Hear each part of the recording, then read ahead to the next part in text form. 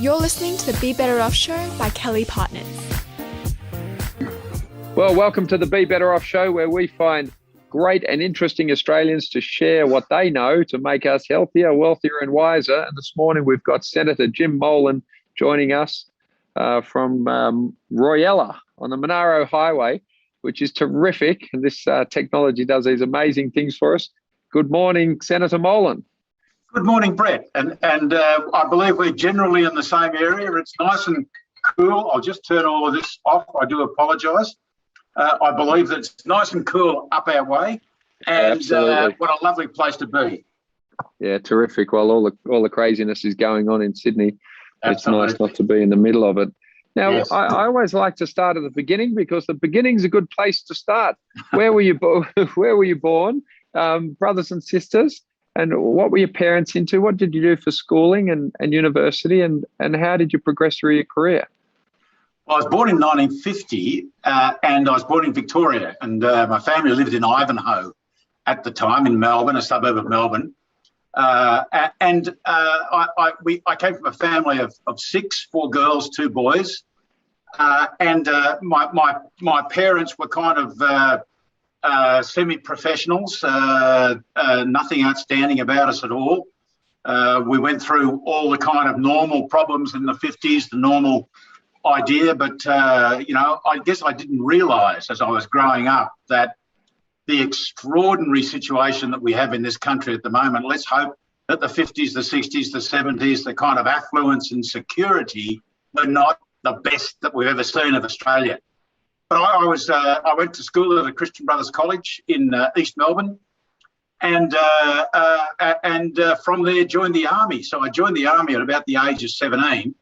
I went straight from year 12 to Duntroon and started off there. But that's about it. All my brothers and sisters are still alive. My parents are dead, but they had extraordinary values of the emphasis on education, a good Catholic middle-class family. And they've passed many of those values down to my siblings and I. And I guess that's what parents are all about. So that kind of puts me at the start of life. And that's terrific. So you come from a big family, you end up at Duntroon. What attracted you to the military? Very interesting question, Brett. It was the height of the Vietnam War. This is 1968. I went to Duntroon, and 4-year course, 3 years academics and military, and then 1 year purely military. And my class at Duntroon was the first class that didn't go and fight in Vietnam.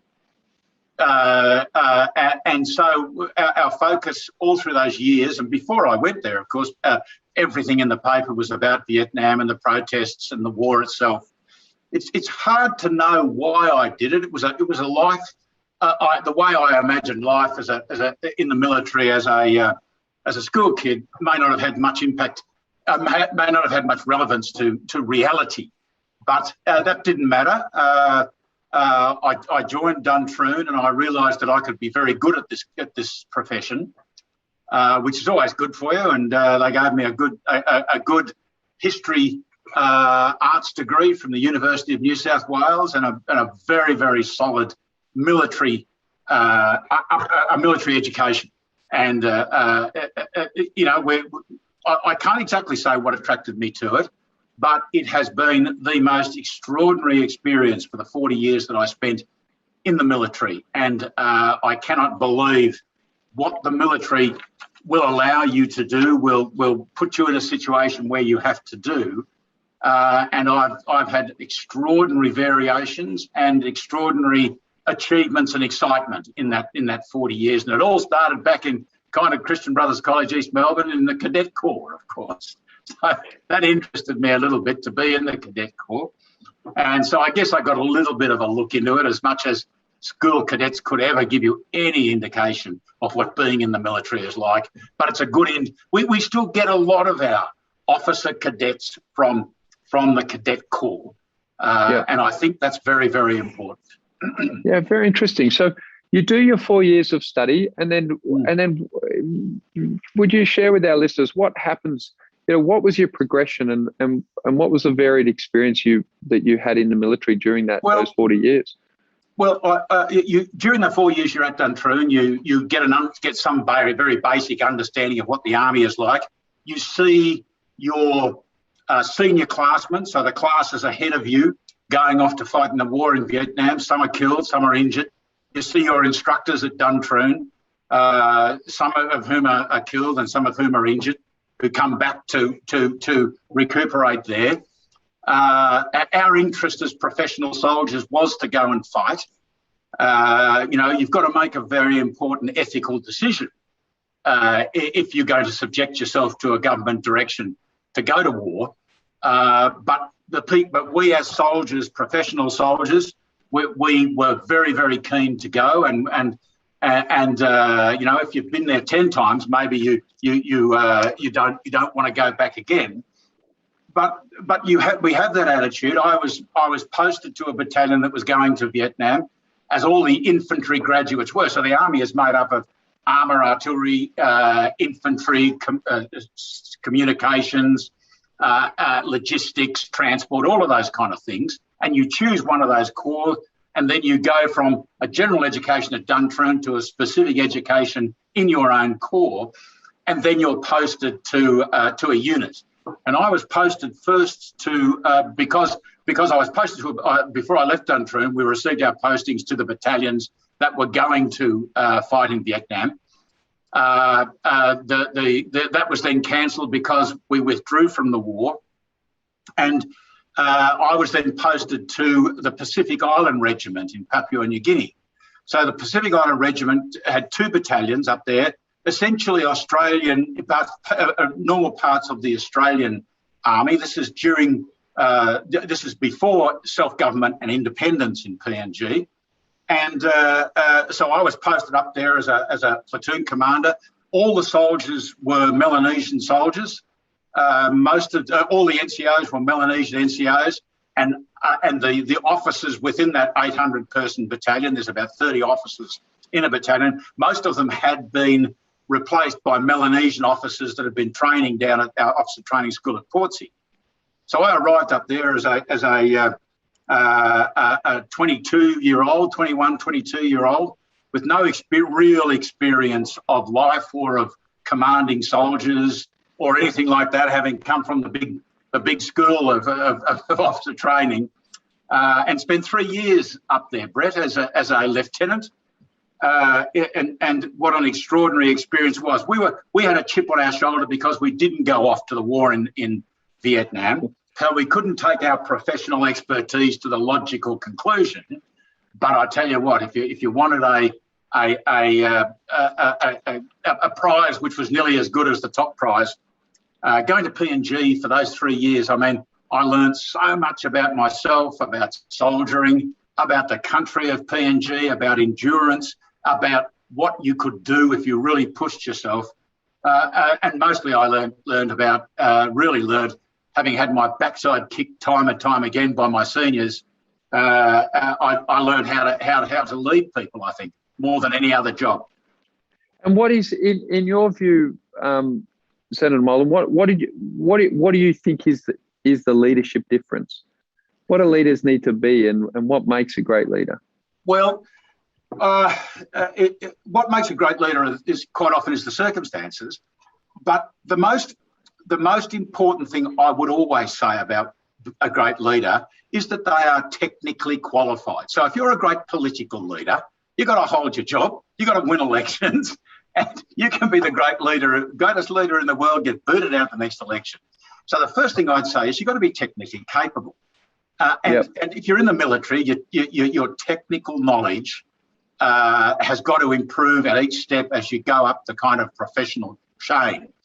And in my line of work, which was in the infantry, I spent the first 20 years or so in the infantry with a bit of a diversion to aviation and various training jobs. But what I've got to learn is how to command the fighting unit of a platoon, of a company, of a battalion, and then of a brigade. And a platoon is about 30 people. A company's a bit over 100. a battalion is about 800, and a brigade is about 3,000 to 5,000. So each step as you go up, you've got to do the professional education you're required to do, gain the experience, and learn how to command in a very, very different way.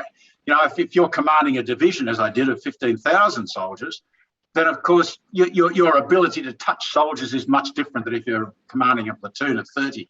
So the first thing I'd say would be your professional expertise. And if you've got an objectionable personality, and if you're a pain in the backside as a leader or as a person, but if you're technically competent, if you can win fights, if you're brave, if you win wars, I believe that's the most important thing. People will stick with you if you're a winner. And we proved that with numbers of prime ministers over the years, haven't we? If you keep winning, they can be objectionable people, but you stick with them because they're winners. I wouldn't like you to ask me to name anyone, Brett, but But this is it. It's true. So if you're a winner and if you're capable, I think that's the best. The next thing I think is very, and part of that, of course, is how you relate to people. And empathy is a big part of that. Understanding what people are doing, being prepared to listen. You know, and you can add on the bottom of that, being prepared to work hard. I reckon I always had much more energy than most people around me, and most people fed off the energy that I had. So they're the kind of things that I'd put down as the main parts of being a leader. And as you progress, so you're 20 years in the infantry with various roles. Did you find that what drew you in and kept you in the military, because a lot of people go in and have shorter careers? Was it the variation? Was it the depth of experience, the different opportunities? It was, and it's also the privilege to command, and that's a statement that we often make in the military. It's the privilege to command, and so if you're the boss of 30 people or 100 people or 800 people or 5,000 or 15,000 people, which are the kind of steps up from platoon to division, you're building something which it's like a priesthood. You can always say, you can say that I'm not doing this for myself. I'm not doing it for the wages. And for 90% of my military career, the wages were appalling for what we were doing. They're now, I believe, fairly good. But we're not doing it for the money. We're not doing it for anything else apart from the fact that we can say to ourselves, I work harder than most people because Australia depends on us. Australia depends on us to create generation after generation of young soldiers who can do what the country wants them to do. So there's a kind of a priesthood view of life that I think is very, very important, and that keeps you sucked in. I looked at getting out on a number of occasions when I didn't get the jobs I wanted and got all snotty about that, but you overcome that and life moves on. And you know, if I look at what I've done in what I did in the military, I was a military commander. Sure, I was also given the extraordinary privilege of having 12 months at our intense Indonesian language training school, and that was an investment in the future which paid off extraordinarily. When I was a captain at the time, and I was sent down to Point Cook to our School of Languages, which was we passed third year university in about 6 weeks. Now, this is really intense language training. So we roar through that. Then you do parachute training, you attend the company commander's course, you understand, you go on exercise after exercise. I was an instructor, a senior instructor tactics at our infantry centre, where you can really understand your own profession because you've got to teach it. And you can impart that knowledge to the next generation of senior warrant officers and senior captains who are going to become majors as company commanders. I was a military diplomat. For 5 years, I had 2 postings to our embassy in Jakarta as a military diplomat in the most tense times you could ever imagine in our relationship with Indonesia. You attend the big courses, staff college, senior staff college. I commanded our military university. And between those times, of course, I was doing the operational jobs which were to command the organisations from platoon to division. So you mix them all in and you get an extraordinary variation on getting to the top, which is, it is, without being silly about it, you see the Prime Minister on many occasions turn to the military for special jobs. Yep. And we did that in relation to border security. We're doing it at the moment in relation to General Fruin, who is assisting the PM to run the COVID rollout. Because we do big things. So is his background logistics? No, his background is infantry. Yep. He has exactly the same background as I do. It's interesting because as I was going through that list before, I didn't speak about the operational deployments that I have, the wars, etc. Yep. We run big things and we do big things which many civilians do not get to see. I mean, John Fruin has done that in a dozen different ways. So he's at the top of his military tree. Who knows what he'll do in the future? But he understands how to plan, how to marshal resources, how to bring people along with him.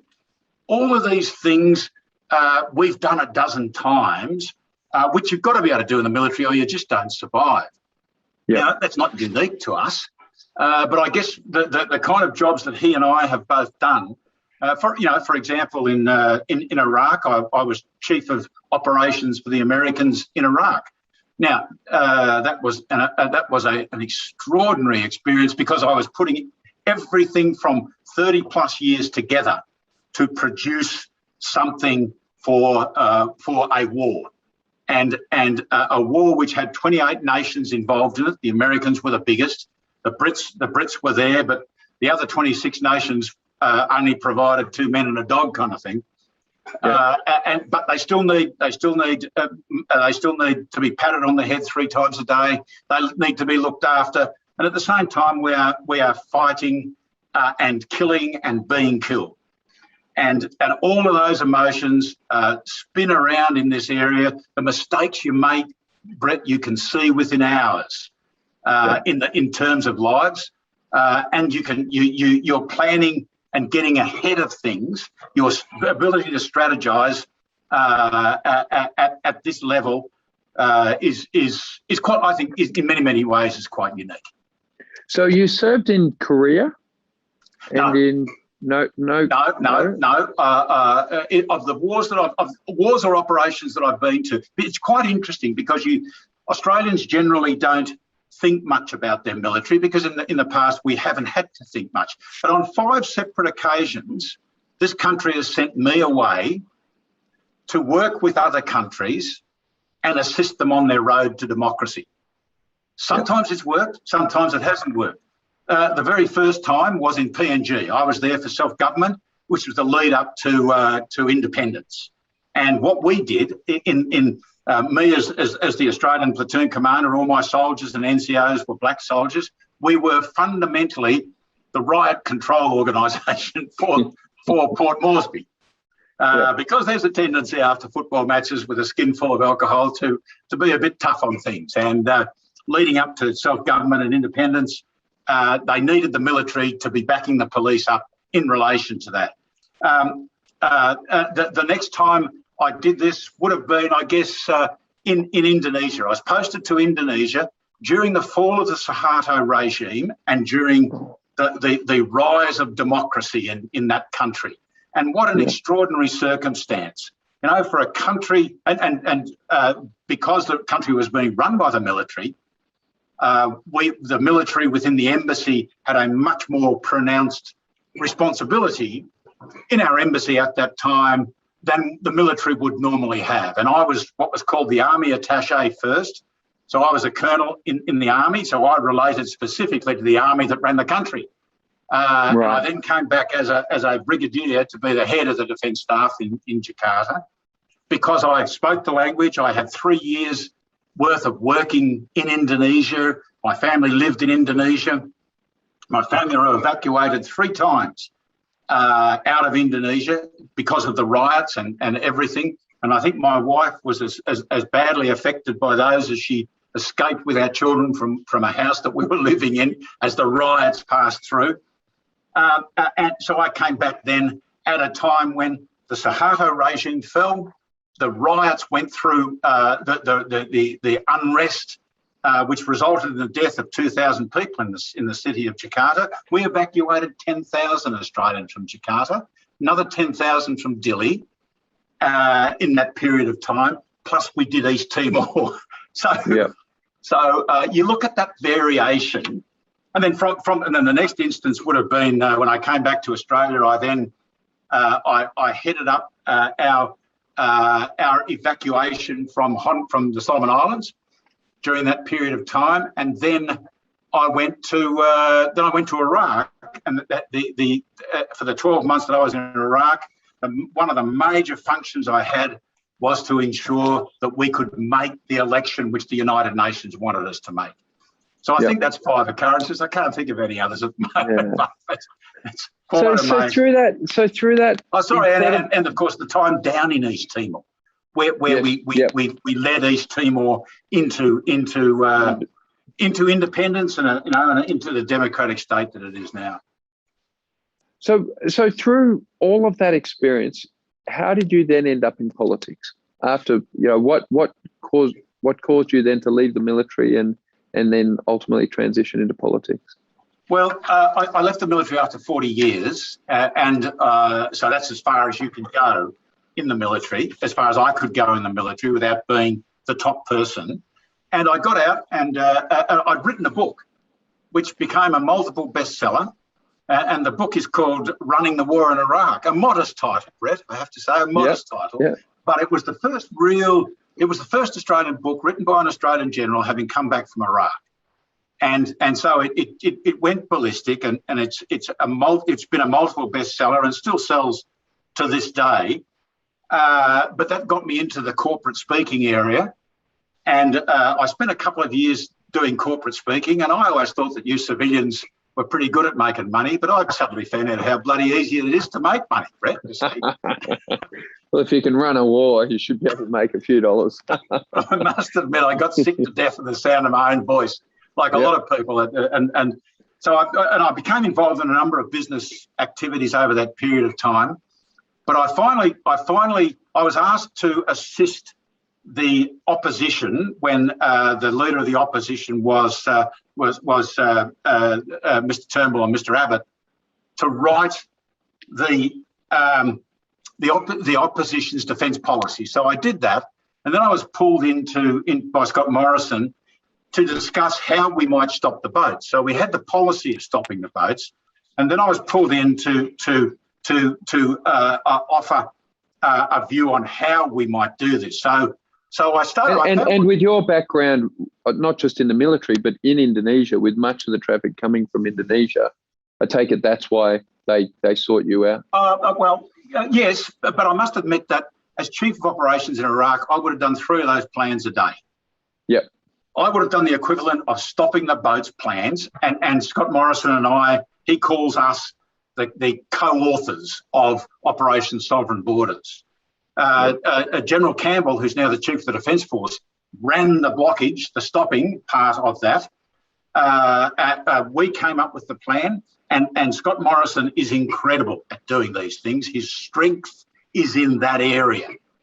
And we're seeing that, I believe, in relation to the national plan for getting us out of COVID, which and it is so blatantly obvious that you've got to come up with a plan which goes into the future so people understand what the narrative is, and so you don't get taken left, right and centre away from your main narrative. But the reason was that it wasn't hard to do at all, because we do this kind of thing all the time. Give me a mission, give me the resources, I'll match the two, I'll tell you where our deficiencies are, and we've got a plan. So we did that, and I started hanging around with politicians, which is always a bad move. And I worked for a very short period of time with one of our defence ministers, and I came away a very short period of time, and I walked away from it, and I said to myself, this is madness. I am deeply dissatisfied about the national strategy of this country, and I was at that time, and I remain so, and the national security of this country is the most important thing that we as a government do, and we're far too reactive. That's another topic. But I decided to have a big think about this, and I could see that if I could get into politics, I would have a platform. Yep. And that platform, and it has proven to be a good platform. I had to bust my way in. I think I ran in 2016. I didn't get anywhere near it then. I then was headed up with Tony Abbott and a couple of other very good people, the Democratic Reform Movement for the Liberal Party in New South Wales, and we got about a 50% win out of that. And then over the citizenship thing, a space became available. I happened to be next in line. And in December 2017, I was appointed to the Senate, which proves that one of the major parts about going into politics is luck. You got to be, if you work hard and you've got to put yourself in the position, you then got to be lucky. And so I was in the Parliament for about a year and a half then, and then I was my party, the Liberal Party of New South Wales, unpre-selected me and booted me out for about 5 months, much to my surprise. But I ran again in the 2019 election, and I was blown away by the support I got throughout New South Wales. I got 137,000 people voted for me personally as a senator. Now that doesn't get me enough votes to get in, but I tell you what, that's the largest personal vote that any politician in Australia, state or federal, has ever received since Federation. Most of our pollies in the lower house will get, 50,000 votes, 60,000, 70,000 votes. We don't vote personally for senators, but because a number of my supporters pushed for me below the line, my votes were a personal vote. People had to find me and say, I'm voting for Molan. And I couldn't believe it, the support that I got. And I got to say, neither could the PM. And he said to me, well, I can't deny 137,000 people.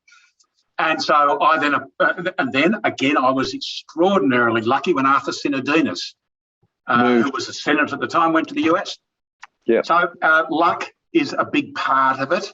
And I guess that's in life. But if you work hard and put yourself in positions where, see, if I had said, oh, this is a disaster, I won't run in the election. I got no support from my party.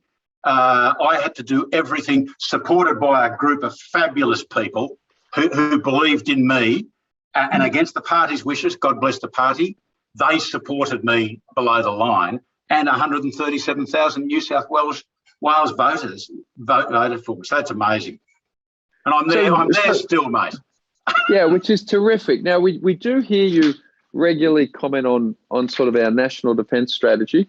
We do, I think that, I've been doing some podcasts this morning, Senator Molan, and my plan always is not to mention COVID. I talk about everything else first. But in this situation, we've got a US ally who had a president that tied up an enormous amount of vaccine supply, unlike our leadership here. And, while there is some attempt to blame our Prime Minister for his lack of vaccine ordering or securing now, at the time, I think you look back on both sides of politics, nobody was saying that even a vaccine was possible, let alone that they would take one developed under Trump or that they would put an order in at the same time that he did.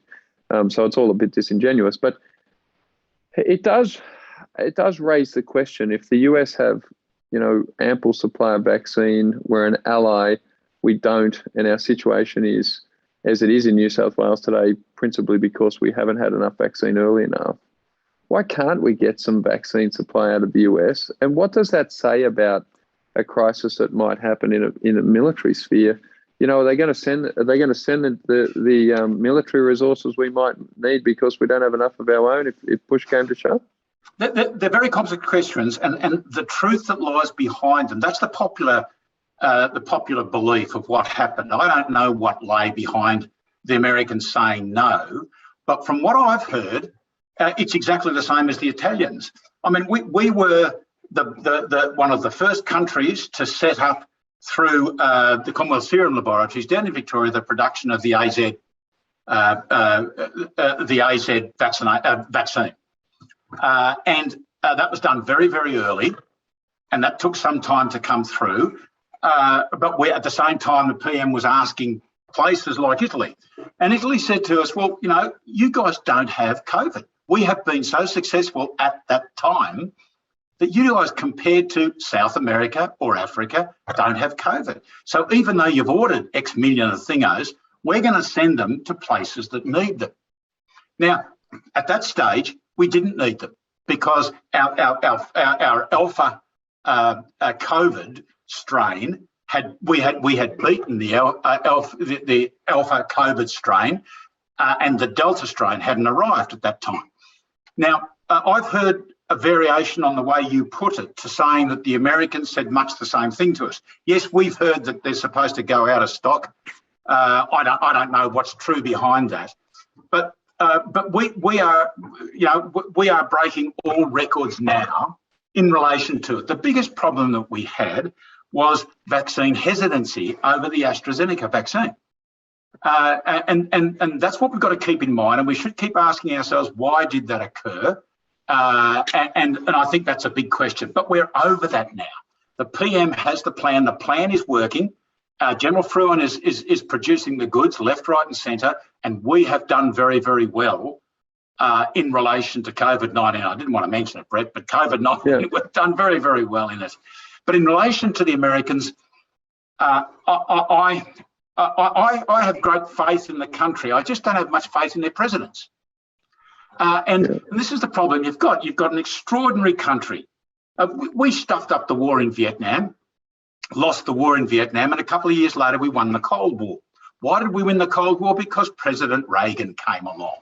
And for all his faiths, he drove the rearming of America and won the Cold War. And the question I asked for myself, you know, Trump decided that he'd had enough of Afghanistan, so he set the ball rolling. I don't believe that is correct. I said on an interview this morning, separately, why do we think that a first-rate Taliban government in Afghanistan is better than a third-rate, relatively democratic Afghan government? No, but when Biden came in, so when Biden came in, he made an enormous show of signing 40 or 50 executive orders on the first day. And if, you know, he overturned, as I understood, every Trump policy that he could. And today, with the explosions and disaster at the airport in Kabul, he didn't know, you know, even if Trump had set the ball rolling, he's the president of the most powerful country in the world and was at pains to cancel gas pipelines and open southern borders and do all sorts of good stuff. I can't imagine why he couldn't have couldn't have made whatever policy he wanted to make there. And more to the point, you know, he appears to have had a massively negative impact on his, you know, America, we're back and we're going to work multilaterally. And for the first time in history, a US president is sanctioned or censured in the British Parliament. So that doesn't seem to be going too well. I sit here and say, well, you know, and that just begs the question, because US politics gets so fraught for so many people because everything seems so politicized rather than, you know, objectively reviewed. In Australia, we appear unable to defend ourselves. We've got enough supply to, I saw a defence readiness report that came out at some point.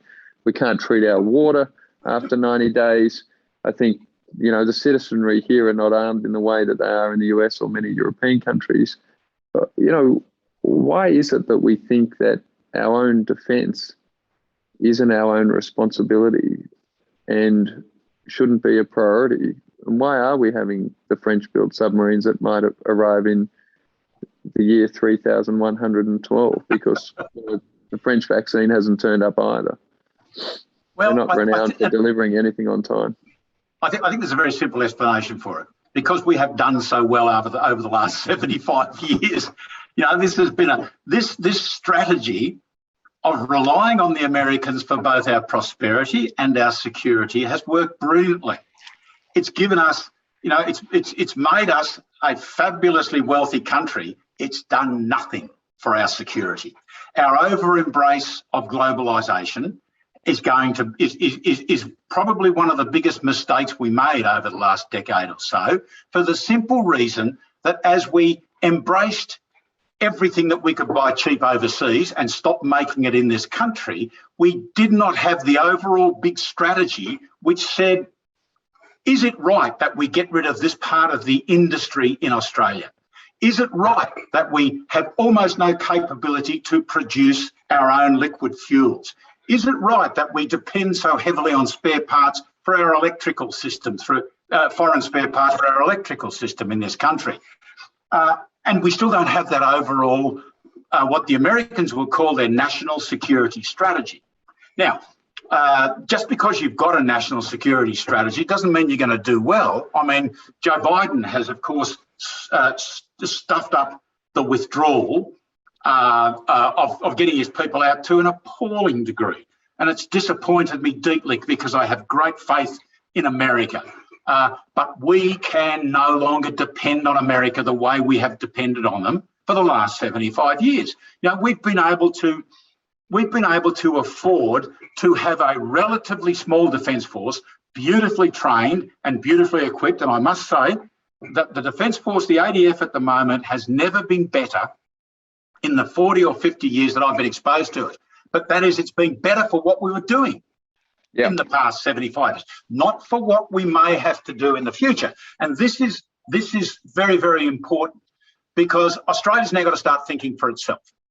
Australia has got to say to itself, what is our strategic environment that we face with the growth of China, Russia, another regional power, Iran and North Korea?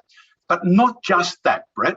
We've also got to ask ourselves, how strong are the Americans? And the American military power since 1991, for a range of reasons, has decreased by 30 to 50%.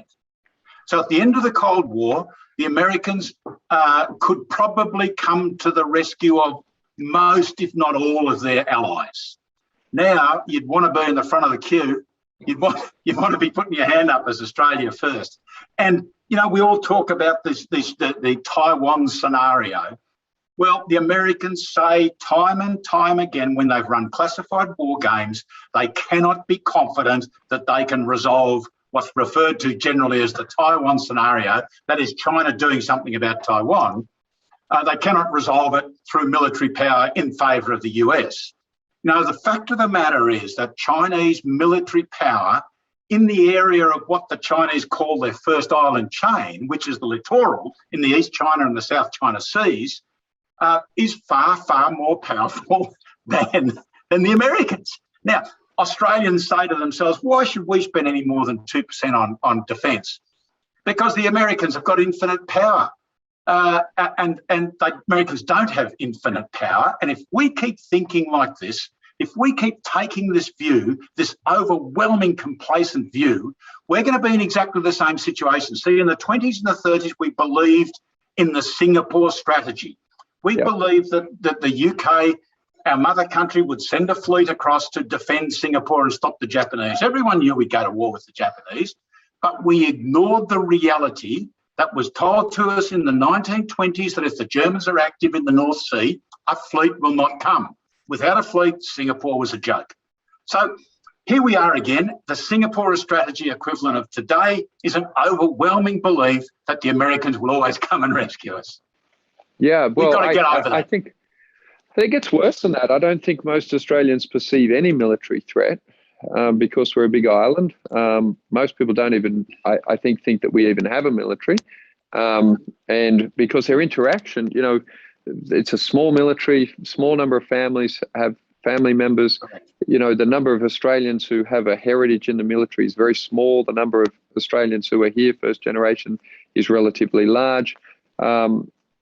Against, you know, say the US, for example. And so I sit there when I see what goes on. For example, you know, we couldn't get enough personal protective equipment during COVID, and the Chinese threatening people that were upsetting them not to send them the things that they might need.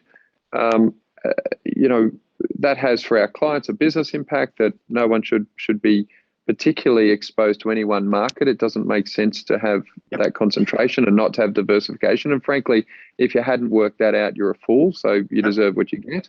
The Chinese regimes has always been a communist regime with a history of killing 50 million of their own people through the revolution. That seems to not be taught in schools. So there's a massive amount of ignorance, plus a Confucius Institute to make things tidier. But what do we do? Clearly the US are saying Taiwan's an issue within 5 years.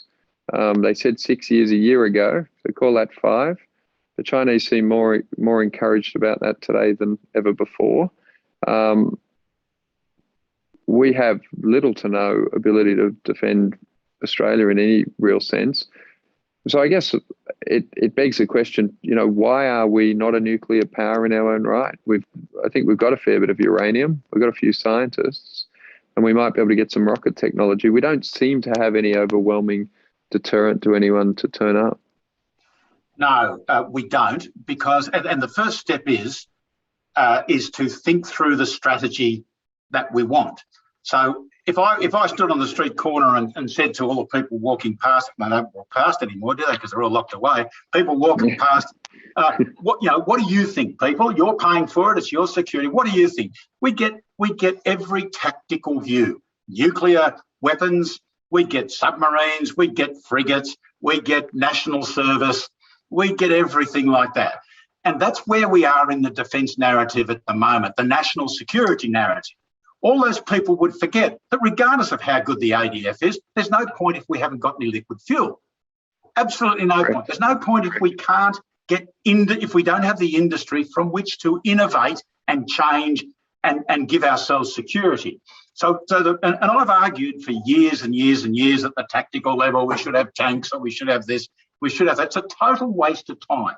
It's an indulgence on people's own particular form of self-indulgence. What we've got to do is we've got to figure out the strategy. If you're going to figure out what your longer-term strategy should be, your national security strategy, it can't just be for the ADF. It's got to be for the nation. The nation will fight our next war, not the ADF. Whereas for the last 75 years, we've all trotted off and fought the country's wars and come home. And that's the mental dislocation in that the military's always been packed off. It's a small number of people. So that idea that we can't treat our own water from chemicals that we can produce here, that we don't have enough oil refining capability. All of the sort of defence readiness idea or national resilience strategy or whatever anyone wants to call it. So who's going to do something about that? Whose responsibility is it to build that plan? Because our political leadership, to be fair, you would look at our premiers and not have any faith in anything that comes out of any of their mouths, to be fair. They haven't covered themselves in glory. I don't think you would, I don't think anyone in New South Wales today could tell you, and I think Gladys has done as good a job as probably she's able to, but I don't think anyone can tell you the rules. And so you wonder, how you would coordinate that rabble for a start. But who's going to come up with the plan? Like, whose job is that? There is only the entire, under the Westminster system, the one point at which every aspect of national security comes together, that is not just the military, but national security, comes together is in the person of the Prime Minister. This is a responsibility that the Prime Minister has through the Cabinet and the National Security Committee of Cabinet. No one else has that responsibility because, unlike the American system where you might have a National Security Council, a National Security Advisor, and various things like that, yes, he is the Commander-in-Chief, etc. But in Australia, this is where it comes into being. And I have said quite publicly time and time again, this is the discussion which I try to have with the Prime Minister, but it's a discussion which only he can come to the conclusion on and then start to implement. I can yell and scream and beat my breast and tear my hair and do all those kind of things. And this is why I think we've got to have a public discussion about it. It's not the responsibility of the state premiers. If there is a defence emergency, we will take emergency powers, and we will, and the Prime Minister will reign as we have in the previous defence emergencies that we've had. Running a war might be a damn sight easier under emergency powers than running a COVID under democracy, under the Federation. You'd like to think that, but a war feels, a COVID response feels like a war, and without vaccines, you might as well just hide in your bunker. And so we've got a Prime Minister that has no vaccines. There's no evidence that he got on his jet and flew to anywhere to secure any vaccines. The other side of politics has got no excuse, because we didn't hear any loud, drum roll from them to say, tell him to get on his jet and go and get some. But it feels like we'd be in a position where we'd be throwing rocks. We feel deeply unprepared. Except, firstly, I would take exception to the fact that we don't have vaccines. At certain stages, we didn't have vaccines. Then we got vaccines. We now have vaccines. We've always had, at the critical times, AstraZeneca, but there is reluctance to have it. Now there is not reluctance to have it. It's going into people's arms like it's going into stuff. That's a separate point. I think what it comes down to, Brett, is what your understanding of the war that's coming down the track towards us and my understanding of what that war is like. I don't think Australians have any concept of what a possible war in the region between the United States and China, and it's not going to be between us. We might be the main kicking thing at the moment for the Chinese, but the Chinese is a long-term strategy is to remove the United States from the Western Pacific. And the way they can do that, in my view, is when they're ready to dial up a Taiwan scenario, and hope like God that the Americans refuse to join in and they take over Taiwan, or if the Americans join in that war and decide to help Taiwan, then the Chinese beat them and drive them back. And that's the probable solution at the moment. Whether Australians think American power is overwhelming, I'm sorry, it ain't anymore. So that's, see, I don't believe there's going to be 500 Chinese ships coming down to invade Australia. That's not going to happen in the first instance, but we might be attacked out of the war between China and the United States. That's what we've got to prepare for first. And then if America loses out of that war and is forced out of the Western Pacific, what do? That's where a strategy comes from. Understand what the future conflict is like. That drives your strategy. Once you've got a strategy, you own the narrative and you can convince the Australian people. And how likely is it that will happen? It's a very, very difficult question. A very, very difficult question. So not the war scenario, but that we might have a plan that people have some confidence and understanding in.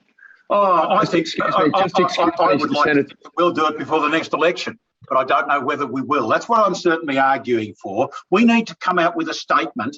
We are the government of national security. Our achievements on national security, Prime Minister Turnbull, Abbott and Morrison have worked wonders on national security, particularly with the ADF, but also in other areas, counter-terrorism and things. The team we've got at the moment is fabulous. I am arguing within our party, within our system, that we need, before the next election, to come out with a realistic national security statement that excites people. If we come out with the normal crap about defence of Australia and, these highfalutin words, the drums of war and all of this rubbish, the people will say, oh, yeah, who cares?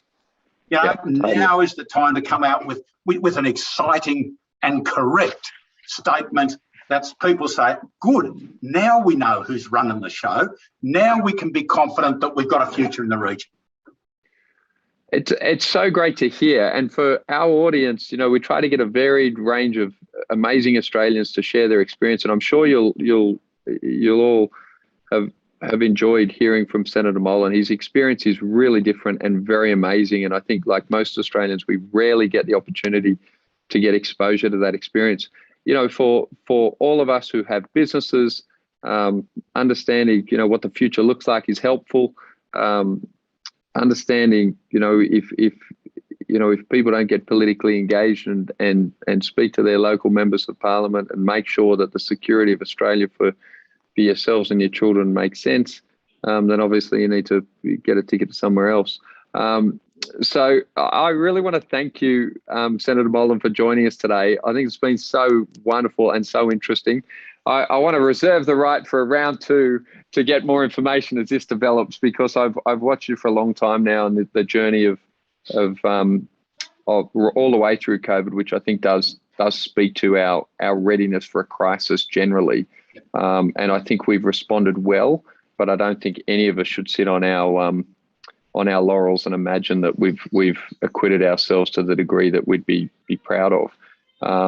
We've done okay, and I'm sure we can do better. So, Senator Molan, thank you so much for your time today. And as I love to say, have a great day. Brad, thank you very, very much. It's a privilege to talk to you people. JimMolan.com has got all my views, all my writings, and all my podcasts on that if people are interested. Thanks, Brad. Fantastic. It's been great. Thank you, Jim. Thank you. Have a great day. Thanks for listening to the Be Better Off Show. If you enjoyed this episode, don't forget to rate and review on Apple Podcasts. Have a great day.